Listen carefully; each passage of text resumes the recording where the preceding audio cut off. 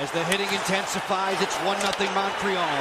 On a power play for another 50 seconds. Richards trying to scoot in there alone. Halak way out of the net. It pinballs to the crease. Score! Mike Richards!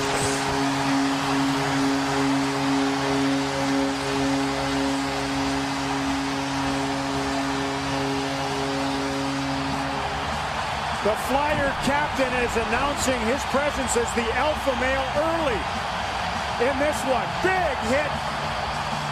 Sets up that cranker from Coburn, the defenseman joining the attack. They win a puck deep in their own zone. Hammerleck and the goaltender Halak collide. Oh, did they ever. And it's a tap in for Richards.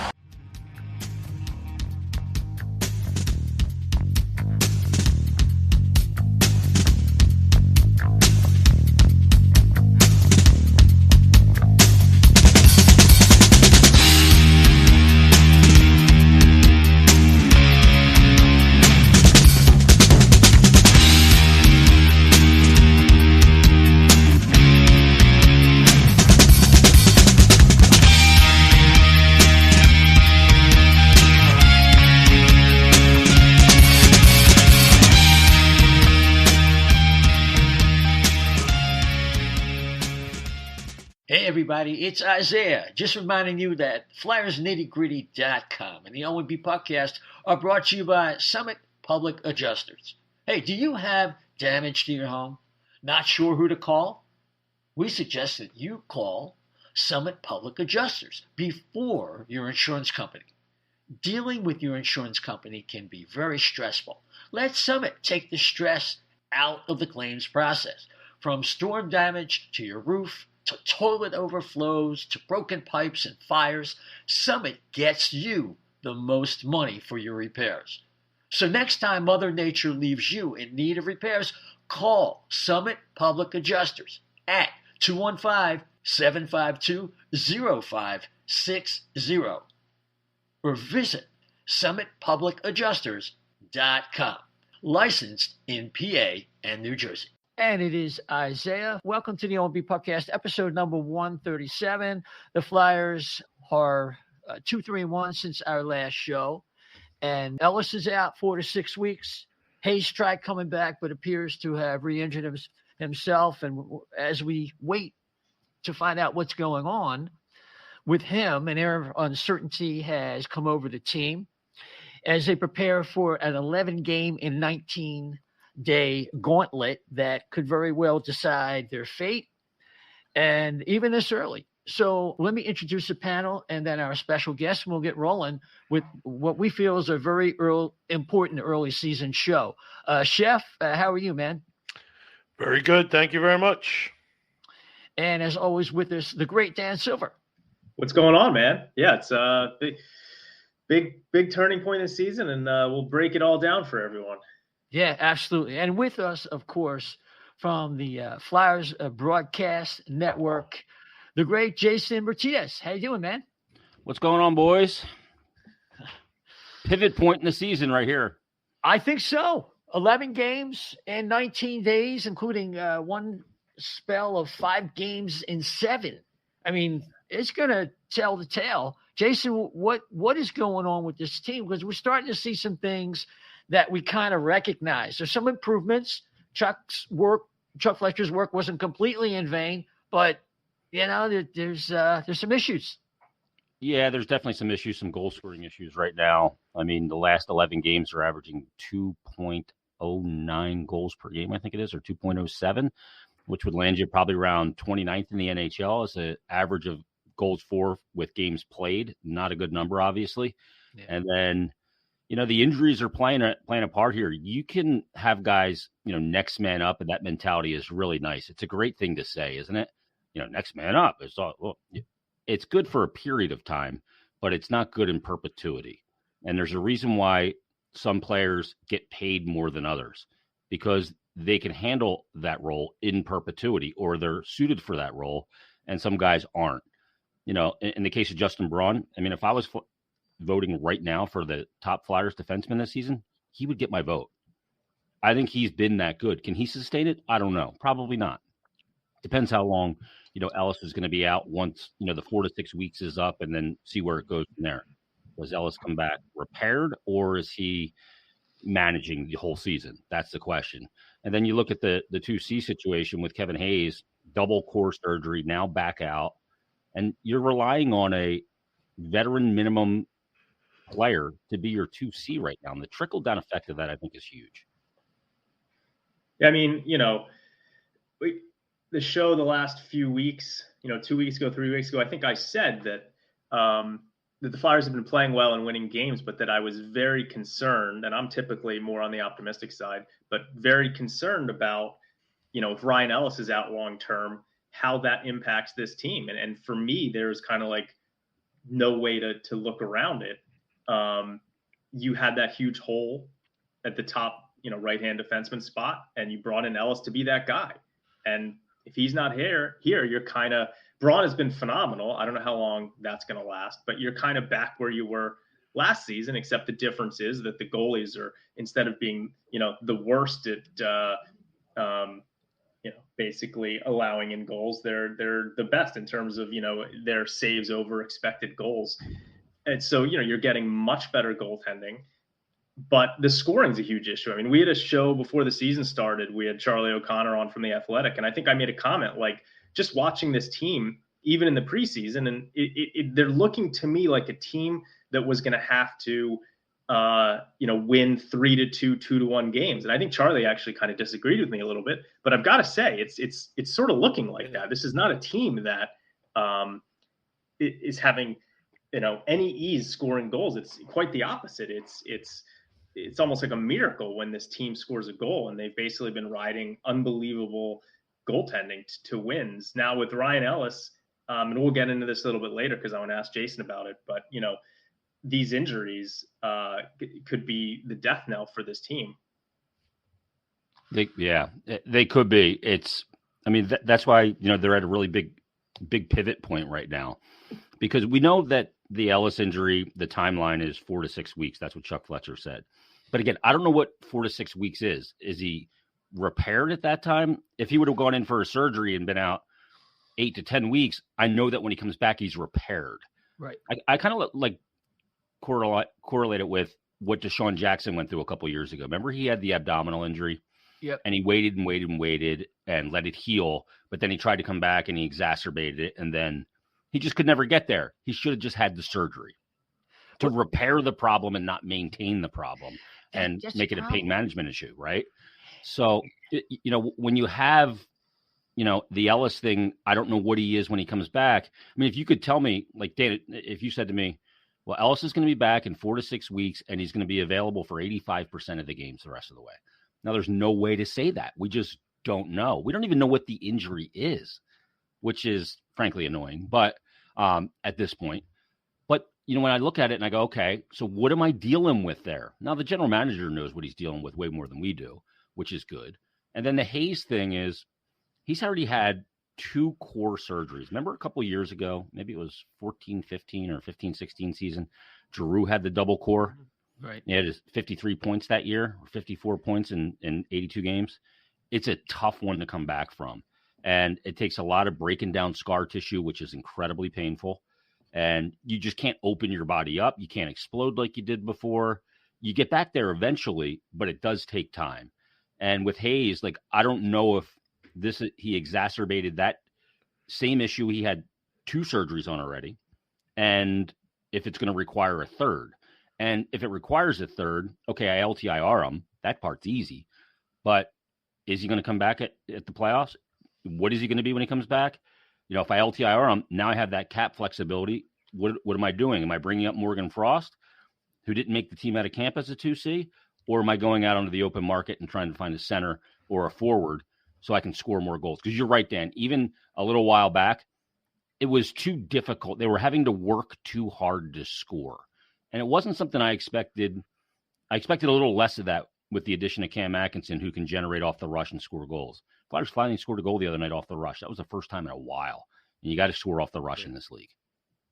Yeah. Chef? Well, okay, with everything we saw that Chuck did in the offseason, all these dramatic moves, and I'm listening to it, I'm looking at it and I'm trying to evaluate what is the next step. Now, would we be fools to think that because of everything he did already, that he's going to wait? It doesn't seem like the kind of patient kind of guy. When he wanted to get something done in this offseason, when he had it, he did it. So can we expect him to address all this more sooner than later? Or are we going to be a wait and see at the trade deadline kind of team again? It's a good question. I mean, look at the division, though. You just can't – I don't think you can afford to wait too long. And if you know Hayes is out for an extended period of time, 3 months and beyond, and you're going to LTIR him, it behooves you to do it quicker because your team needs help now scoring goals. And like you guys just said, 11 games in 19 days, is that what it was? Yep. Like those games aren't getting delayed while he – waits to make a move. And these are all opportunities at points. And, and the goaltending's been great, but can that hold up to keep you in games? Frankly, the goaltending's kept them in games that they were able to win. If you look at Carolina in particular, to be only down 1-0 going into that third and then get 2 third period goals against a team that only gave up 3 third period goals on the season to that point. So, but the thing is this, Chef, teams aren't really looking to move guys yet. You move a substantial piece, it's a signal to your fan base that you're playing out the string before Thanksgiving. I mean, we're not even at American Thanksgiving yet, and we started the season 10 days later. And then, you're going to have to pay a premium because everybody knows what you need. And if you want to go early, if you want to make an acquisition early, general managers like to get as many teams involved as they can to drive up the price. That happens most when there's a deadline, like the trade deadline. You're so far from that right now, you'd have to overpay. So if you want to go after a Tomas Hertl in San Jose on an expiring contract, 5.8, I think is his cap hit, you want to go after him, you're going to have to pay more than you're going to have to pay maybe down the road to get them to release him to you now before a market develops for a player where several teams may be in the mix to get him and willing to go further to get him because they think that he's the missing piece for them to win a cup.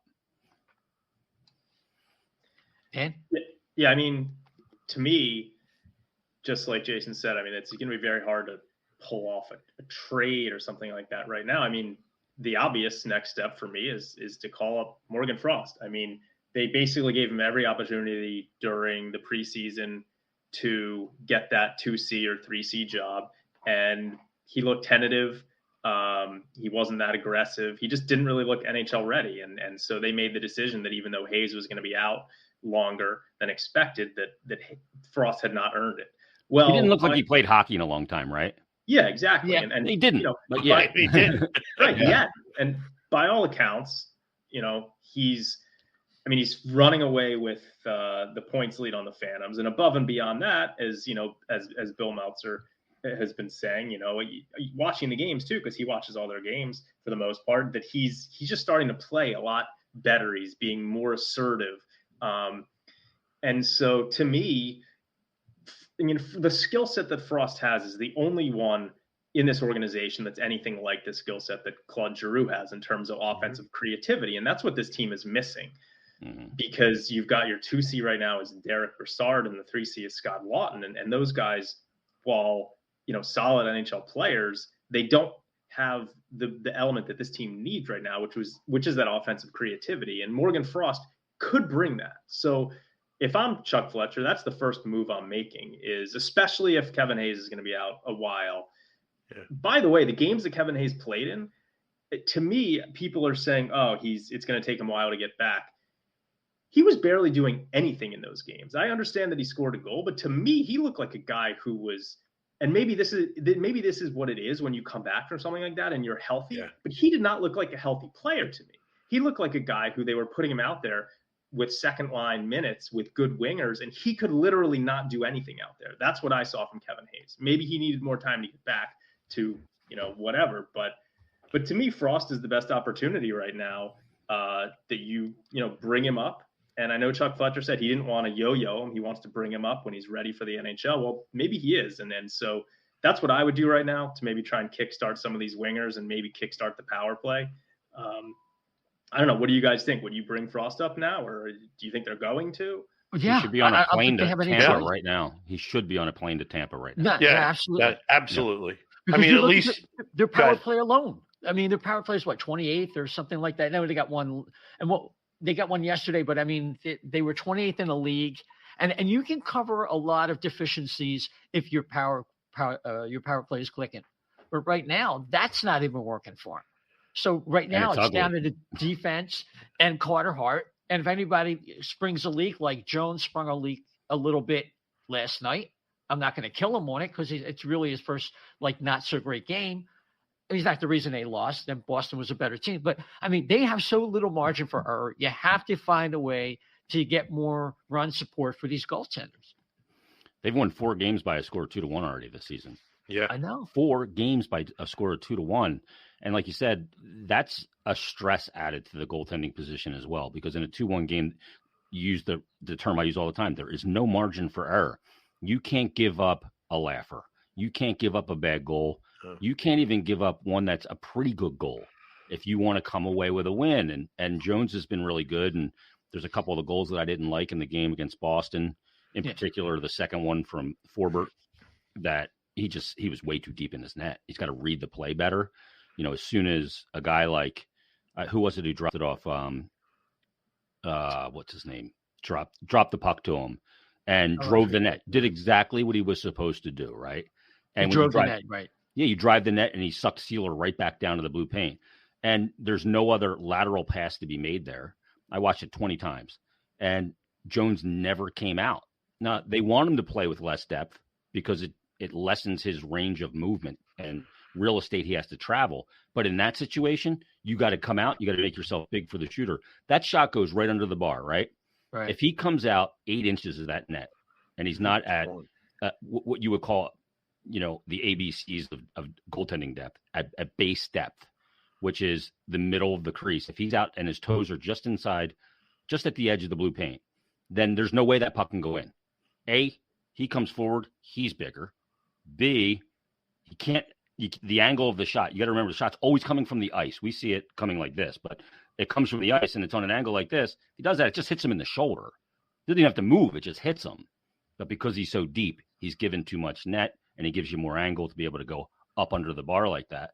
So I didn't like that. But you're right. They have to work too hard to score. And for Morgan, you don't have to yo-yo him even if Hayes is out 2 weeks.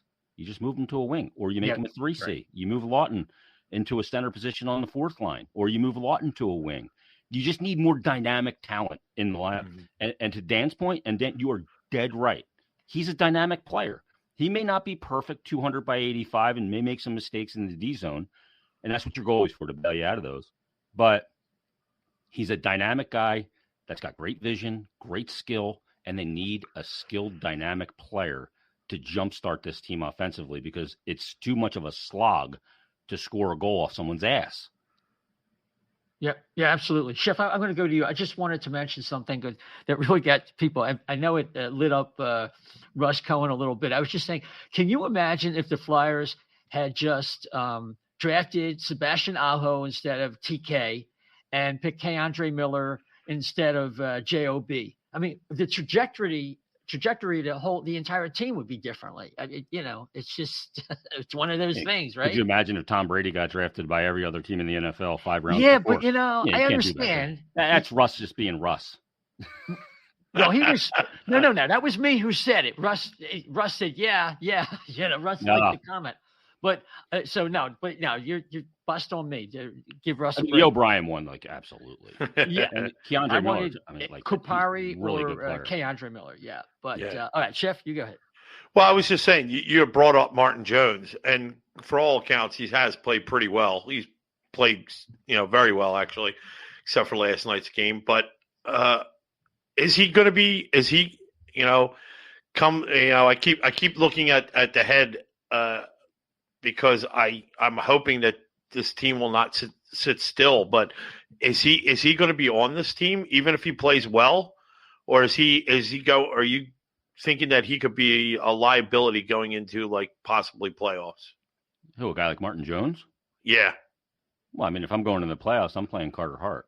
You know what I mean? I'm not playing Jones at all in that situation. Oh, you yeah. have to play. Yeah, I mean, you have to play your goalie in the regular season.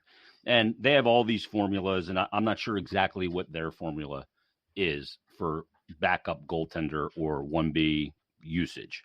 I've talked about this with Kevin Woodley from In Goal Magazine quite a bit on usage of a backup goaltender, and it's different for every guy. You know, you look at a guy like Curtis McElhinney when he was in Tampa, he could give you a quality start once every 20 days, calendar days. He could do that. He was capable of doing that. Why? I don't know. It's probably mental, and he was able to give you a quality start. Some guys, that line of demarcation is 12 days. You know, they need to get into a game. You can simulate games in practice with certain drills and things, but it's not a game. And you know it, and the compete level and adrenaline and everything that goes with it. And practices for teams generally are not designed for goaltenders. So you have to get them in there at certain points. No, I mean, I'm not worried about him yet. I've seen enough changes in his game structurally. And I talked to Kim Dillaball about this probably about 2 weeks ago, just shooting it with him one night, and about, you know, what they want to change about him and why. And, you know, the biggest thing was depth. He was taking too much ice in San Jose. And that happens when your environment continually breaks down. You get way more aggressive as a goalie, and you try and make yourself big. And then now you have a lot further to travel on East-West plays. And that's where he really broke down in his game. And the environment led to his breakdown. And he's a competitor. So they want to get him back in the net more. And you saw it like in the first two periods of that game, like, Dan, you saw really good saves in tight down low. Why? Yeah. Because he was in the middle of the net, because he didn't have to travel far to get there. He wasn't flying from one side to the other. That's just not the strength of his game. He's a big guy too. So use that body size and that blocking ability to get to your spot, be there, be square, and they'll hit you most times. So, you know, I'm not worried about him yet.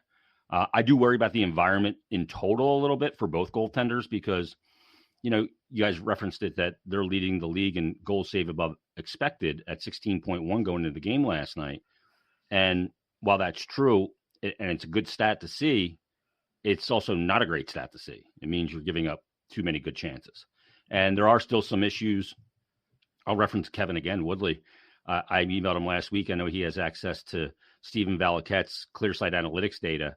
And I asked him about the environment, you know, what the Flyers are giving up off the rush, what they're giving up in layered screens, you know, the really difficult saves for a goaltender to make.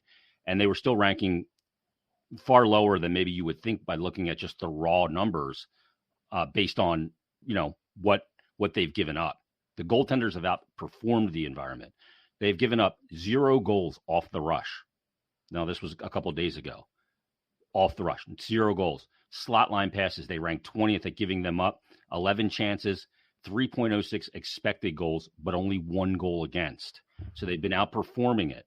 One-timers in the thought, 13 of them, 4 of 36 are high percentage behind the net to the slot. 13 are mid one-timer in the slot, and 19 are low from outside the slot. They're outperforming that environment. Expected goals, 3.69, 36 chances. They've only given up 4. So, I mean, the numbers aren't great from an environmental standpoint. They're better than last year, but they're not great. And you just got to hope that you can keep some more structure, add a little structure, and make sure it doesn't ultimately come to the detriment of the goalie developing those bad habits and overplaying situations again. Yeah. Yeah, Jason, I just want to go over some different territory that we kind of terrain. The thing that bothers me most about the Ryan Ellis situation, like you said, we don't know that there's going to be a surgery. A lot of us are thinking it's a core muscle problem. And the thing is, you can't rush that type of problem to manifest itself to need surgery. Sometimes it just isn't there. There's nothing to cut, but the pain remains. So you're betwixt and between, and you end up like you were talking about, like D-Jack, or even way back before that, you know, when Donovan McNabb finally throws that interception against the Cowboys all those years ago when he blows out the sports hernia. In fact, it's one of the first times that I'd ever heard of the term sports hernia. And this is where the Flyers are at. They need to not only get a forward that's going to help their power play, maybe a center, somebody, and they need somebody in front of the net because the level of chances that they're developing is not really that great in the quantity. And also, they probably need a veteran defenseman because Yandel's leaking oil and looking like a guy who should have been out on the street when he was. And how much can you count on guys like Sealer and if he came back, Moran? So there's some real issues. Well, yeah, I mean, there's a lot there. It's hard to judge some of these guys because of who they're playing with. And because, like we talked about it last year, the D without Niskanen last year, and the trickle-down effect on that on every pairing, because now every pairing is playing at a position that they're not suited for. You didn't have a legit top pairing and a guy to play with Provorov. And then, so you moved up Myers at points, you moved up Sanheim at points, you moved up Braun, you tried this, you tried that. And the trickle-down effect of it. Yandel is one that I look at and go, okay, when he did play with Braun, like those two players can complement each other. But he is playing with Nick Sealer. So is it that Yandel has been a gong show, or is it that, it's the effect of also the partner? I think that's part of it. So I think we have to be careful and kind of saying this guy's this and this guy's that when, you look at the situation, you got to go, okay, well, who's he playing with? Now, Braun has stepped up really nicely with Provorov. That has not been an issue to me. I mean, I think they've only given up 2 5-on-5 goals when they've been together all season. So that's not been an issue. I think the Ristolainen and Sanheim pairing, frankly, has been the best pairing over the last 5 games. And I think Sanheim's starting to look like Sanheim again, now that he kind of knows where Ristolainen's going to be and how he's going to, get up the ice, and whose turn is it to go up the ice. If I'm going up the ice, is he going to have my back? Is he going to be covering for me and those things? And I think there was probably for Sanheim a little bit of, is this guy going to take himself out of plays just trying to be physical? Yeah. But to Ristolainen's credit, he's been incredibly physical, but he has not been doing that. And I think he's been really good lately. But the Yandel-Sealer pair, how do you judge it? That's the question. I agree with you. I mean, if I'm looking right now, again, with this unknown, I talked about this on Sunday's Flyers Daily, that I look at it and I go, and I was talking to a lot of guys at the game last night, and I just said, my priority is to get a forward, to get another center with the Hayes situation. Because even if Hayes comes back, I don't want him as my 2C right now. I need to lessen the load. I need to lessen what I need from that position for him. I need to put him at 3C. I have to get a legit 2C that can drive offense and really strain an opponent. The defense thing, knowing Ellis is 4 to 6 weeks, let's just take a leap and say he's 4 to 6 weeks and he will be available pretty consistently thereafter. I'm fine with that. But I may want to grab a veteran D and make Nick Sealer my 7. Moran, I don't think Moran's coming back. I don't. He's not even skating it as far as I know. And that was supposedly a routine cleanup. And he had the same timeline as Hayes and had the surgery at the same time. So that, to me, that's pretty telling. So I think that I would look for the forward position. It doesn't have to be a center. I mean, I'm interested in Tarasenko. I need to score goals. I'm interested in Tarasenko. If I got to send a sweetener with JVR because the money matches, I'm interested. And I know Craig Berube likes JVR, All right. Doesn't seem bad to me. Well, yeah, I mean, I'd be up for that. I'm just worried that their center play, if they really want to move forward in the next year or two. And Dan, we'll get to you. You want to move Giroux back into the middle? I don't, but no, it's like they're going to have to address center at some point between now and next year. So it's like, you would make a big play for somebody like, if not Hurdle, who's the guy in Detroit? Larkin. Yeah, is he good enough? He's been really unlucky this year, actually. Like the unluckiest player in the NHL based on some shooting percentage and stuff. I mean, look at him though. I mean, he can fly. He helps your team speed, right? What would they need to trade him, though? I mean, I'm gonna look at his contract right now just to see what he's on a 5-year, $30 million. So the cap hit is 5.5. So he has got this year and next year where he's under contract, and the cap hit is $6.1 million. So you got to send somebody with him. Does Steve Yzerman want to take on a player like James Van Riemsdyk? Probably not. Now, if you LTIR Hayes, Now you all of a sudden have $7 million of cap space, and you're going to go Kucherov on that, even though he's not Right, Kucherov. right. You know what I mean? But you're going to do that, and you'll deal with it in the offseason, the cap issue. So it all depends on kind of how this Hayes thing plays out. It really does. But you made a point earlier, and I totally agree with it. I think it was Chef that made it. Chuck Fletcher was incredibly aggressive this offseason to move this franchise forward. He gave up a lot of youth. They're an older team now. To me, I don't think he's going to sit around and just go, Hayes got hurt. Ellis has been in and out of the lineup. All right, we'll look to next year. No, I don't think so. I think this is more like, okay, those guys are down right now.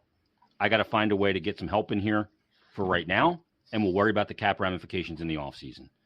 I think aggressiveness in an offseason lends to aggressiveness in that next season.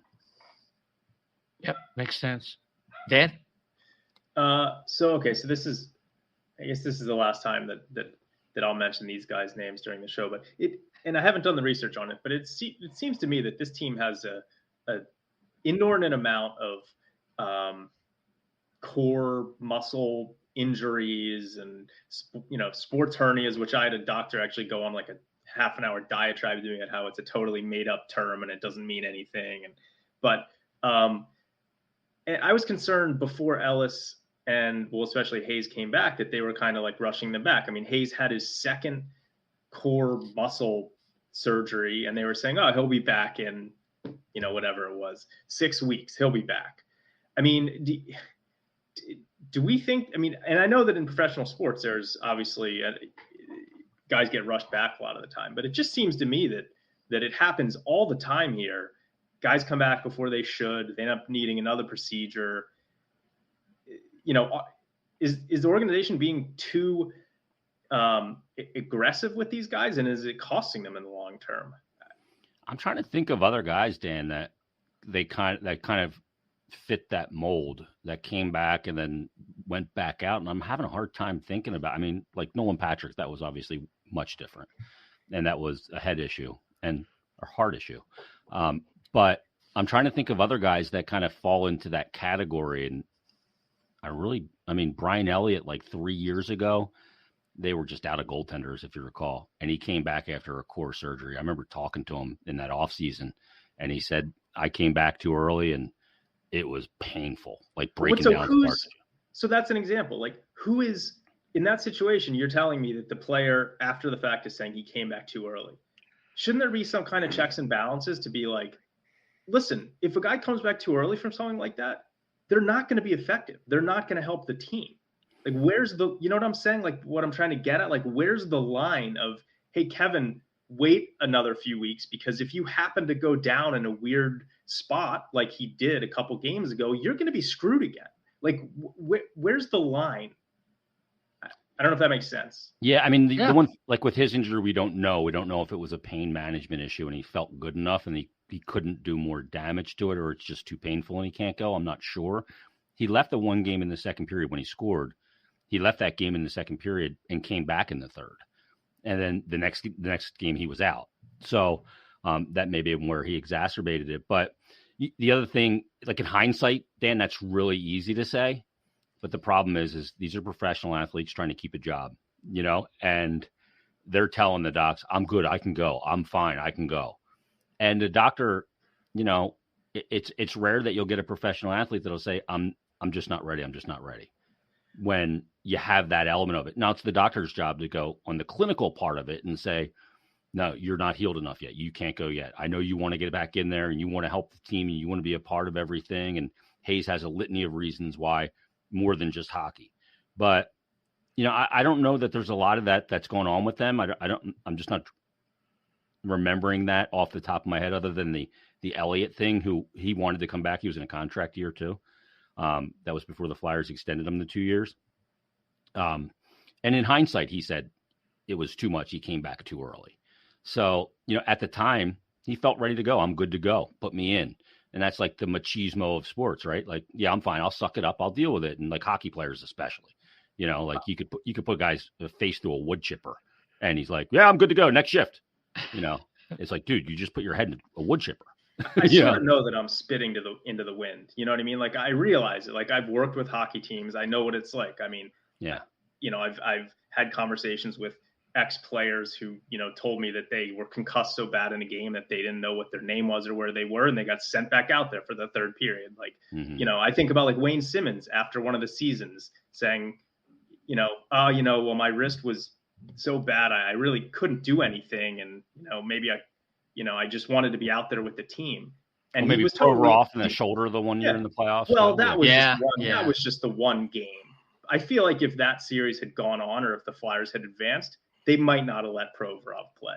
Maybe. But like, it's just the stuff like you see, Wayne Simmons say, well, I couldn't be effective because I really probably needed a procedure on my wrist, but we wanted to wait it out. And everyone is screaming, on Twitter, but he didn't help the team playing like that. You almost hurt them sometimes. And so I think that the players, I don't blame the players because they want to get back out there. I just feel like there needs to be, and this is never going to happen. Like I said, I'm spitting into the wind, but there needs to be, like, in an ideal world, more checks and balances where doctors actually can say something without pressure from coaches and GMs to get a guy back on the ice. Yeah, it's what Carcillo talks about all the time, right? The need to win over the long-term health of some of these players. And you're right. I'd like to think a lot less of those situations with concussed players are happening now with all we know, and the league having the spotters and all that. And, it seems like they're taking it a lot more seriously. But yeah, there was a time, you're right, where guys were absolutely have no recollection of the final two periods of the game. I'm talking about like 20, 25 years ago. Yeah, there was way too much of that. You're absolutely right. I mean, it wasn't just at the pro sports level. I mean, it happened at every level. And players just want to get out there and play. They say, yeah, I'm fine. I can deal with it. They feel like they're letting their teammates down and all that stuff. But you're right. There's a fine line for the doctor to say, I'm not going to clear him to play. You know what I mean? And there is pressure because the team will find a new doctor. Yeah. I mean, look at all the injuries the Eagles dealt with all those years, right? Like 5 years in a row, they led the league in soft tissue injuries. Now, as far as Ellis goes, from what I know, it's nothing he's ever dealt with before. That's what he said. This is not the shoulder that he had or the wrist or anything else, which I think you were right, Isaiah, when you said it's probably a core injury. That's probably what I thought. It was either groin or core. That makes sense. And when he came back, he realized, okay, I can't just play through this pain. I got to let this heal fully. But it was interesting because I had Chuck Fletcher on the podcast, a couple of days before, about a week before he came back, and he said, we're being really cautious with it. If it were the playoffs, he could play, and he would play. So he said that about him and about Kevin Hayes at the time. So they were being cautious, at least, that's what he said. But sometimes when you're cautious in certain injuries, especially core injuries like that, they're like a freak science, those injuries. And they're hard to play with. They really are. It is, and it's really hard to get, and speaking to Dan's point, it's hard to get an objective measurement where there's this line in the sand with that kind of injury. It's not like a knee where a guy doesn't have certain kind of range of motion, where he's, pain-free or anything like that, or lack of swelling. There's adhesions and scar tissue, and it's tough to tell what normal pain and breakthrough of the adhesions is compared to, well, I'm re-injuring, the surgery. Yeah, I mean, I remember like hearing guys are like out for like 2 months and then seeing them walk in the press box with no limp, and I'm like, really? But not every injury shows up, manifests itself in a way that we all can see it when you walk by a guy going to grab a water at the Wells Fargo Center press box. That was like 15 years ago when I was kind of like that. Yeah. Seriously? I remember Chris Gokon had a neck injury and he looked fine, but he couldn't do anything. So yeah, I think we're expecting these guys to like be in one of those big, Jackie Fields neck braces in Seinfeld, and what I mean, walking with a crutch on a knee scooter. Taking a call from the attorney, right? Yeah, exactly. So but the core injuries are really weird, and they're hard to play with because everything emanates from your core, and in hockey especially, all your explosiveness comes from there. All of your opening up your body comes in that area. I remember that year Ghost had that same core surgery that Giroux did, and he couldn't I mean, he could not hit the net on any slap shot on the power play. And I remember him saying to time, I just couldn't open up my body because of the scar tissue and breaking down and trying to you just couldn't do it. And no matter how hard he tried or he aimed for that shot or took something off it, he'd just whistle it wide. We found out that was kind of a characteristic of his eventually, but big shot, but often wide. Yeah. So, Jason, can you make sense out of Money Puck coming out with these odds where the Islanders are considered to, I guess it's because of the schedule, because they've been playing on the road so much, have a 51% chance of making the playoffs. And they say the Flyers, who are ahead of them, have a 22.8% chance of making the playoffs. I guess that's a function of their new UBS center opening up, and they're going to have a lot more home games than other teams maybe. No, I think it's more a function actually of roster. I think Money Puck considers players and analytic stats and all of those things, and doesn't really consider a lot of the eye test data when it comes to that. It's more about roster construction and all of those things. Yeah, and they started out with 13 games on the road. They opened up the new center on Saturday night. They lost at home, and they're going to have to chase it for a little bit because of that. And they didn't just have like a normal easy. The NHL didn't make it easy on them for those 13 games. They were all over the NHL map. I mean, they were out of time zone multiple times. It was like you could have given them at least of the 13 games, 8 in the metro where you get on a bus or a train, right? They didn't. And they really, and maybe Lou asked for that. If we're going to be on the road, let's really be on the road here. Let's knock some of these trips out of the way. And then in the second half of the year, we won't leave the time zone. Maybe I don't know if he asked that. I know general managers like to get some of those trips, especially time zone changes, done early in a season because they're less taxing early in a season than they would be later. So, but yeah, that's a really good team, but 13 games on the road is no joke, and they played some good teams, but they haven't looked really good at any point, and they just haven't looked like a Barry Trotz team. If there's any team that was built to withstand that kind of start to a season, it was a Barry Trotz structured team, and they've really lacked a lot of structure. Dan? So Jason, you get a chance to do some interviews with Chuck Fletcher from time to time. You've got obviously more access to him than a lot of folks out there. People are really starting to focus in on the power play, how bad it's been. How much do you think that this coaching staff, and I guess if you just want to talk about them as a whole, or maybe break it down into head coach and Terrian and Mike Yeo, how much on the hot seat do you think these guys are? And if, again, the team right now is right on the precipice of a playoff spot.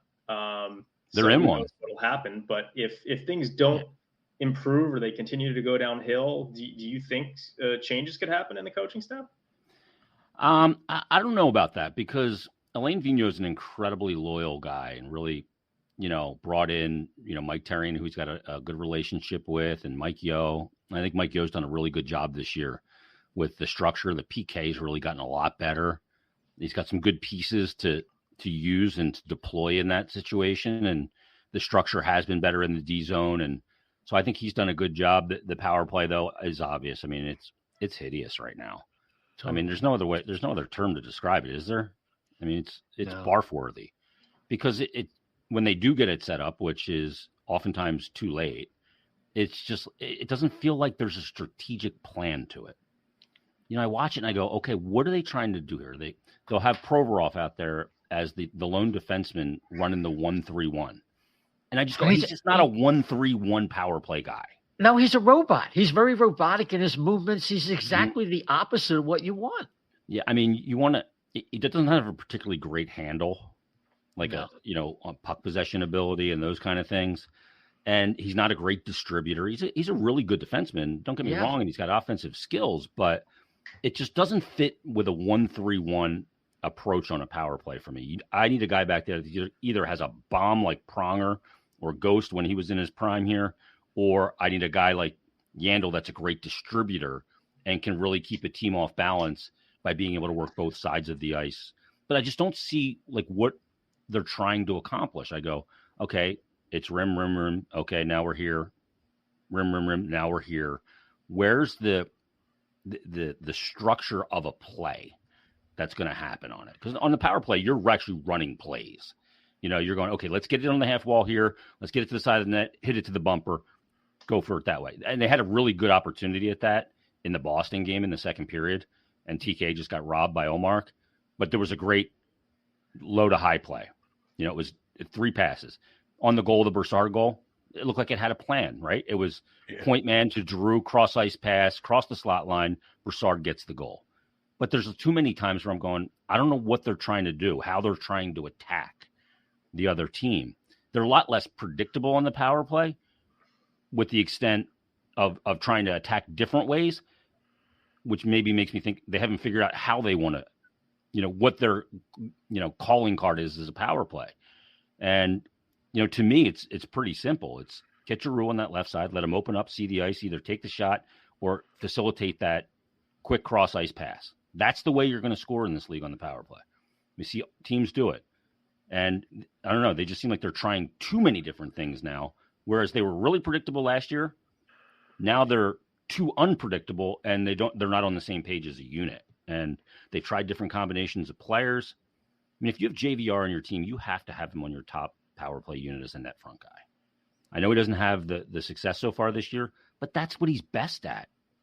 Like, you got to put him in that position, because if he gets some success there, that can translate to his 5-on-5 game.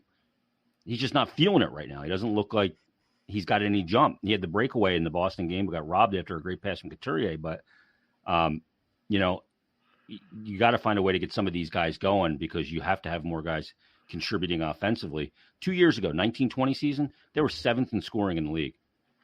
And their leading scorer was connecting with 24 goals in 69 games, 30 goal pace.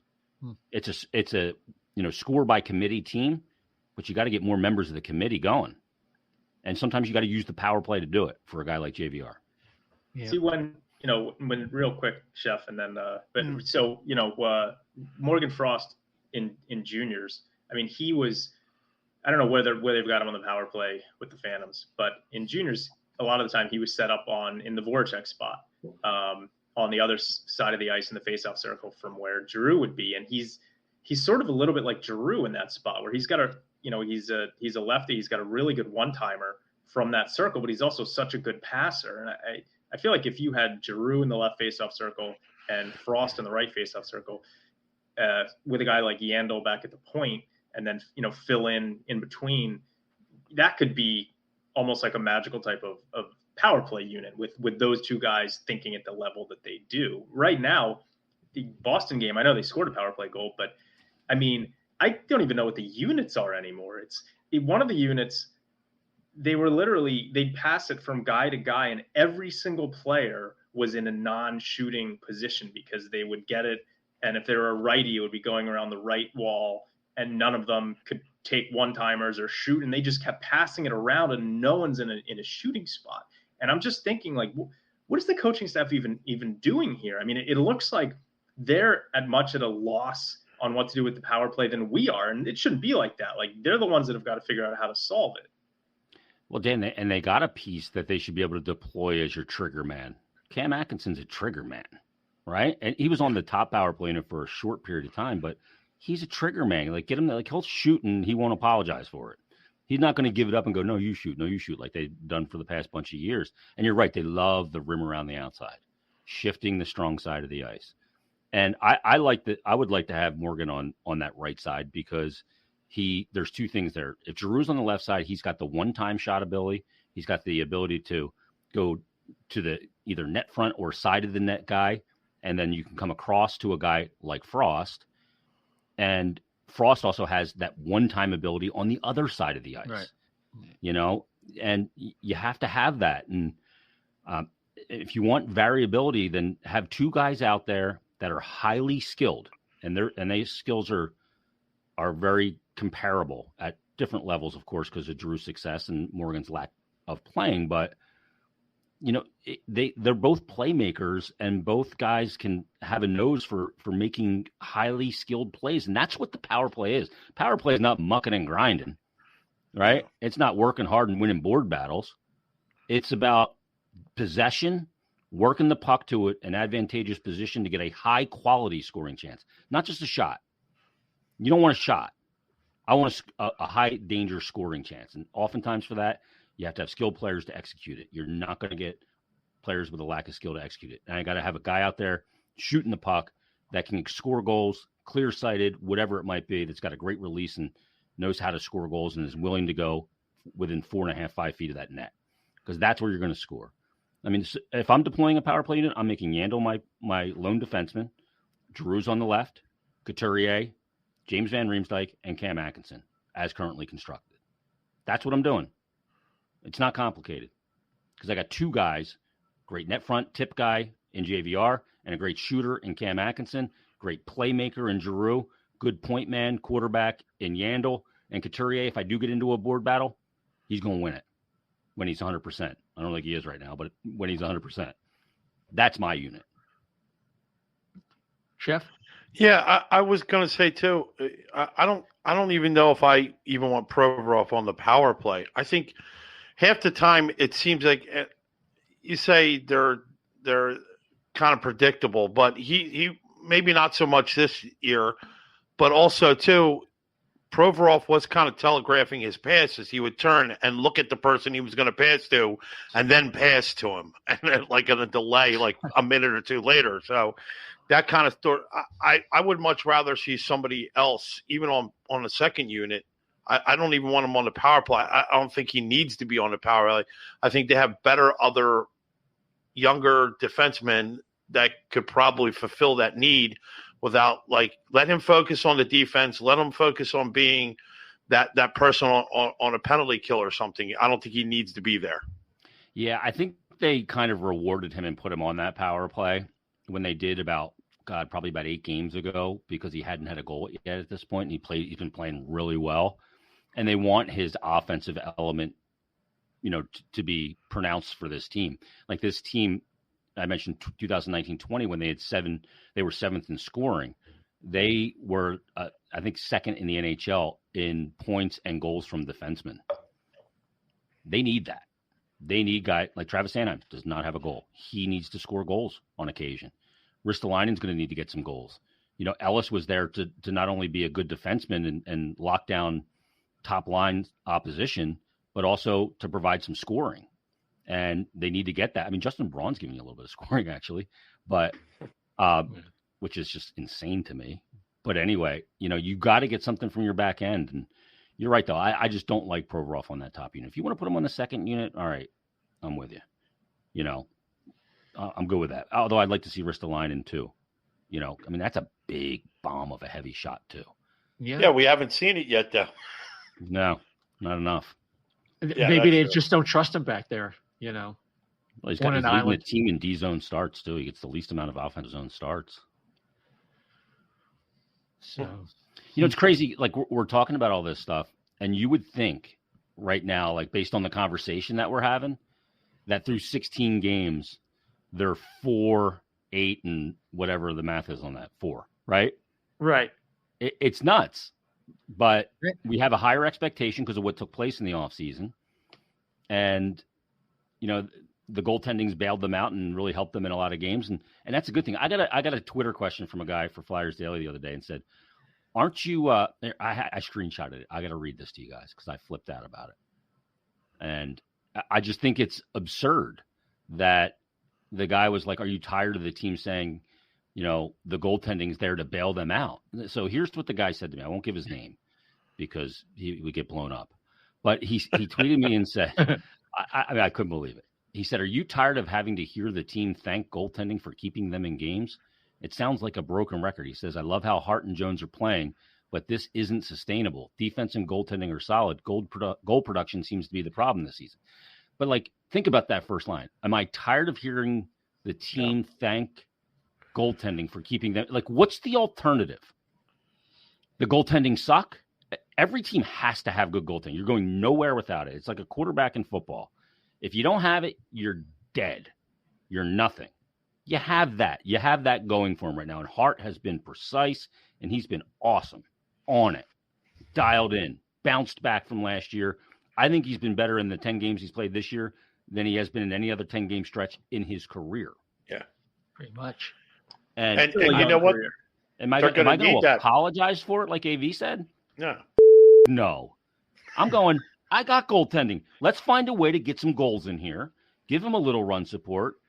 Because if I have that, and I don't have to look for that, and I don't have to sacrifice offense for that, because I got a guy back there that can bail me out when we do make a mistake out of creativity, that's a great thing. Yeah. Go ahead.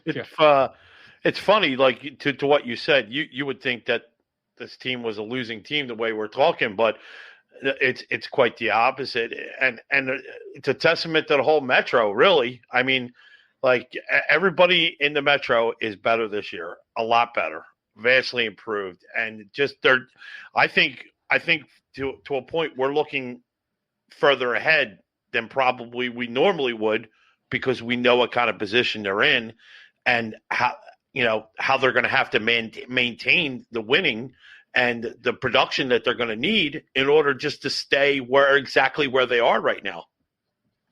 Yeah. And look, part of it is we have PTSD from last year, because we had huge expectations going into last year. And even though they got off to like a 7-2-1 start or whatever it was, and the process was awful, they were winning games, but eventually, the process wasn't great. And, it became a self-fulfilling prophecy that they were going to just stink, and they did.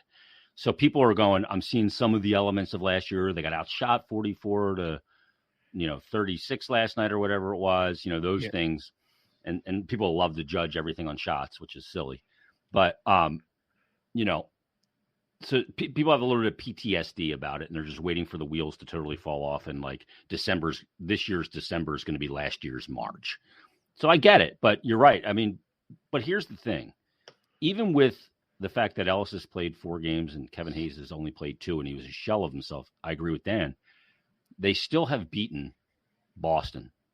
They still have beaten Edmonton on the road when Edmonton was beating the brakes off of everybody. They won it back-to-back. In Vancouver, they beat Washington on the road in a low-scoring 2-1 game. They beat Carolina, came back in the third period and won. They beat Calgary. You're talking about they have 5 wins over probably teams that are in the top 8 in the NHL power rankings right now. Yeah. And only 16 games in. That's pretty crazy to think about. So, and they've only lost back-to-back games now 1 time. So there's a lot of elements. They play for each other. There's way more accountability, on the ice for the opposition. And so there are some really good things led by Hart, but there's some glaring things like the power play and the lack of scoring is an issue. Is this a goal drought, or is this a harbinger of things to come? That's what we're trying to figure out. They scored early in the season, but then after that, they, since 5-6 games in, it's been a struggle to score. Well, you know what it is? The shooting percentage is just under 9%, which is right about league average, if I recall correctly. So I don't know if it's necessarily that, but it's the quality of the chances. You just can't get close to the net. And even when they won a lot of games that you talked about, they were outchanced in terms of quality. And it's really the trending. Sometimes you can hang on emotionally if Ellis is coming back, Hayes is coming back. And a lot of guys that are not slotted properly, like you've referred to earlier, can kind of hang on. But then when they realize that they're going to be needed to, counted upon to stay in those roles that they're not really suited for, that's when it starts taking a toll mentally. And I think with the schedule ahead and some of the other things we talked about, that's, I think, combined with that PTSD is why we're really concerned. Yeah, I mean, like the shots thing is something that I rail on quite a bit as a goalie and go, okay, first of all, a lot of goalie stats are better when they face more than 30 shots. Facing under that's tough for a goalie. It's just not enough feel into the game. And like when I look at the NHL right now, the team that gives up the least amount of shots in the NHL, who do you think it is? How about the Seattle Kraken? Mm-hmm. They give up the least amount of shots in the NHL per game. Under 25, they give up under 26, 25.9 shots per game is all they give up. That's quality. It. Yeah. Well, the goalies too are their goals saved above expected is the worst in the league. Why is that? because they're giving up too many great chances. It's not about quantity. It's about quality. The team that gives up the most shots in the league has a record of 13-4. That would be Edmonton. You look at the Flyers give up the third least amount of shots in the NHL, or most amount of shots in the NHL. They have a record of 8-5. Vegas in the top is 6. The Rangers are off to a good start. They give up the 7th most shots in the NHL. So it's not about quantity, it's about quality. But the Boston game, I looked at it and I said, okay, that was still too much. 44 is too much because there was too much quality in there. And the odd thing is the Flyers got outshot, 21-8 in the first period of that game? Did you know that the possession metrics in that first period were only 52.9% in Boston's favor? Yeah, I saw that. Isn't that crazy? And Boston had one more high danger chance than the Flyers did in that first period. They outshot them by 13 shots. Marchand went in. There was an icing, and the fourth line was on the ice for the Flyers. And they put out the top line and their top pair. And Marchand, for some dumb reason, fires a shot 20 seconds into the shift against the fourth line from outside the top of the circle, clear-sighted to Martin Jones, and he just gloves it. I was like, what are you doing? Like, that shot counts just as much as a high-danger shot. I was like, what are you doing? You bailed them out. You just threw it to the goalie. Now they get a shift change. You don't have the mismatch anymore. Yeah. So, Jason, I just wanted to kind of wrap up with this. So if we kind of take this big picture view of the team and we say to ourselves, there's enough elements here. There's enough good news, especially with the goaltending and with all the moves like turning over at least one quarter of the team, if not more, over the offseason. Fletcher's all in. Okay. He's going to put the chips all in. Do you think we're going to see him make some kind of move to substantially improve into some of these areas with the defense or at one and forward to do something with this power play to kind of help this season live up to its potential? Well, I mean, we should get some news here this week, I would assume, about Hayes and timetable and all that stuff. So pending what that news is, but let's assume that he's going to be out for 8 weeks or 6 weeks or something. I expect, like I said before, that aggression of the offseason to translate into aggression in season, to not let a season get away from you, especially this early, right? We're early. We're only 16 games in here. I don't even think any teams have played 20 games yet, not even a quarter of the schedule, to let it get away from them this early. And knowing what this division is, what this conference is, and all of that, I think that he will be aggressive and try and supplement this team. I think he made all the moves in the offseason and said, let's see how these moves work out on the ice. We got a lot of character here. We got, Ellis and Atkinson, a lot of guys that wore a letter, blah, blah, blah. And that mix is good. But now that we have 16 games in, I can now see the hockey mix and who can benefit from this chemistry and be able to play with certain guys. And so you're going to look at certain guys. You're going to look at a guy like James Van Riemsdyk, and you're going to look at that and say, okay, that's a piece that I can probably move. And I may have to retain some salary, or I may have to include something with it, or depend on what I'm getting in return from a contract standpoint, all that stuff. But I think that something's coming. I don't think it's happening like this week. No. Because I don't think any general managers are looking for anything to happen. But I think the first move is to call Morgan Frost up here and go, let's go, kid. I'm not asking you to come up here and, be a savior, but I'm asking you to come up here and be a savior a little bit. Like, I need you to come up here and create. You need to, we gave you a little extra time down there. You didn't play a lot of hockey. You got your legs under you now. Now it's time to be an NHL player. And, like I said, I think he should be on a flight right now to Tampa if he's not there already, and be in that lineup come tomorrow or come Tuesday night. Yeah. Amen. They need him. Yep. They do. Show us. Show us what you can do. Yeah. But it's kind of like shit or get off the pot here, right? Well, exactly. By the way, had to get the rush. Go ahead. Was it down in Florida where he scored that first NHL goal where he was cut against in Bob. front of the net? Yeah. Yep. Yeah, it was against Bob. So, hey, you know what? Maybe he likes Florida. Yeah. Likes being down there. Start him on the road. No pressure. We'll start you with 2 in Florida. How about that? Yeah. There you go. Right. Back to Tampa, back. Florida. Tuesday, Wednesday, and then you get the Canes on Friday, and then Sunday you get the Devils. So, I mean, no better time. I watched the Tampa Devils game yesterday. I mean, Devils played pretty damn well against Tampa, and Tampa might be reeling a little bit. Maybe you can sneak in a win there. Who knows? Devils have some dynamic talent going forward. I really like their They're banged up too. their trajectory. Well, 3 third-period goals in that game. Yeah. I mean, Tampa hasn't done that all year, and that's rare. On the road, too, for the Devils. Full value for that win, absolutely. But the Tampa's playing again tonight. They play again tonight. Elliott's in that, I believe. Yep. Yeah, so that'll be interesting. What do we see on Tuesday? Which game? I would imagine that they're going to give Jones the Panther game. Yes. Although he lost to the Panthers earlier. So do you give that game to Carter? But then you're starting Jones twice in a row. 2 in a row, yeah. Yeah, I think you want to go Hart and then Jones and then Hart 2 days later on Black Friday. Yeah, and then Hart on Sunday against the Devils. Right.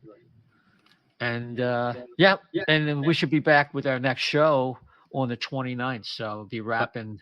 By the way, the win percentage of the teams that they play this week, points percentage, 684. Tampa, 9-4. This was when I did it last night. 9-4-3. Florida, 12-2-3. Carolina, 14-2. The Devils, 8-5-3. A record of 43-13-9 and 95 points. No sweat. This early. Nice easy week for you, boys. Cake. No trick the fan. You got to earn your Thanksgiving turkey. Yeah. Yeah, you say all that, but the most surprising thing is when I look there and see the Islanders struggling like they are. I expected them to be a little bit better. I just they're in last place, and you don't expect that. Their goal differential's trash too. I mean, I know. 13, minus 13. Yeah, something like that. Yeah, that's the Barry Trotz thing I'm talking about. Look, when Trotz went to the Island, the year prior it was Doug Waite was the head coach, right? And they had Yarrow Halak and Thomas Greiss as the goaltenders. And they gave up the most goals in the league. Trotz comes in and Mitch Korn, same goalies. They gave up 102 less goals year to year. Year to year. Same goalies. Goalies that couldn't stop a beach ball the year before. All of a sudden, one of Jennings gave up the least amount of goals in the NHL. Environment matters. Yeah, it does. It does. Absolutely. So, even easiest job in the world, being a goalie for Barry Trotz. Yeah. Sign me up. I need Barry Trotz to coach my beer league team, boys. Me too. Dan, did you win yours? No, we lost our championship game at 4-3. The other team scored with 17 seconds left to go 4-3. So no good. And it's one of those games beer league score. Yeah, one of those games where if you reverse the goalies, we probably would have won 8-2. But what are you going to do? Oh, you're throwing the goalie under the bus, huh? Yeah. Oh, wow. I'm just trying to be real. Left? I'm 42 years old. I don't have time to beat around the bush. Yeah. That sounds like an old Jerry Meehan deal in '72, right? Last second. Where are you playing at, Dan? I play roller hockey. I've played since I was a kid. I play outdoor in Alexandria. So. Oh, okay, nice. Yeah, we won our third in a row. Wow. In the summer, in the Iceline A League, and we're off to a good start this year. We're 3-0 for the fall winter. 3 in a row. That's tough in those kind of leagues. Yeah, we lost our best player because his team is back. His other team is back, but we picked up a good ringer in his place. We grabbed Jimmy Lodge, who went to Downingtown High School. Oh yeah, he was a third-round pick in 2013 of the Winnipeg Jets. Not a bad guy to add. No. So we had a nice ad. We had a loss, but we had an ad, and Jimmy's good player. Wow. So yeah, it's a really good league. A lot of really good players in the league. So yeah. And you play goalie, Jace? Yeah. That's awesome. It's fun. But anyway, it's a beat ball. Yes. So with that, let's give it a wrap here. Jason, you're kind of like the MC tonight. We're gonna let you go out last. So Dan, you want to make a final statement and give us your social media coordinates? Yeah, folks can find me on Twitter at dsilver88, and I'd just like to wish everyone a happy Thanksgiving. Hopefully the Flyers can make it a really happy Thanksgiving. I'll be there Friday with the family, so looking forward to going to the Black Friday game, and hopefully we can get some wins. Nice. The Bruin game was packed, by the way. It was Star Wars night, but it was packed. Oh yeah. Well, yeah, of course. Yeah. And Chef? Well, you can find me Chef to the Left B on Twitter. And my final thing is I'm going to keep saying it until it happens. I think this team's going to be fairly different come the spring. And I think they're going to make, the changes to be made to make that run. I don't think he's done yet. And I'm going to stick to that until it happens. Yeah, we said that in our season opener. We don't think the team, as it was constituted on opening night, is going to be exactly what it. There are going to be significant changes, and I agree with that. Yeah, I'm Isaiah, ISAIAH _520. Isaiah, don't forget the _520 on Twitter. And, of course, you can follow the O&B Puckcast at O&B Puck, at O&B Puck. And, Jason, where can people find you on Twitter? And you got another podcast with Anthony Minigione, don't you? Yeah, we're getting ready to tape it right after this. The Stick to F1 podcast at Stick to F1 Pod. We'll be breaking down the Qatar Grand Prix, which happened on Sunday. Also, my Twitter handle at Jason Myrt, JASONMYRT, and Flyers Daily, of course. We're doing it every day, and we've done over 500 episodes, if you can believe that. That's nuts in less than 2 years. Awesome. So it's bananas. Yeah, you guys do a great job, and great guest. You have Bill Meltzer on there. That's always a good time, too. You got a big show coming up with Bill? Yeah, we're doing a little a blowout Ask Billy episode, hashtag Ask Billy. We haven't done one in a while. I don't think we've done it since the season started, but we're kind of getting close to that quarter pole, so we're going to do a blowout for Tuesday. We're going to tape it on Monday at some point, probably Monday evening, and it'll always be good. People will be getting their questions in for myself and Bill, and we'll give our best answers, and you're going to have to like it. Dynamite. Before we slip out, just want to remind people about Jim South Street, 400 South Street in Philadelphia, PA. Check them out. 40 years of the finest cheesesteaks and hoagies. With or without, doesn't matter. If you can't make it down there, you can always use DoorDash for Jim's South Street, 400 South Street in Philadelphia, PA, sponsor of the O&B Puckcast and FlyersNittyGritty.com.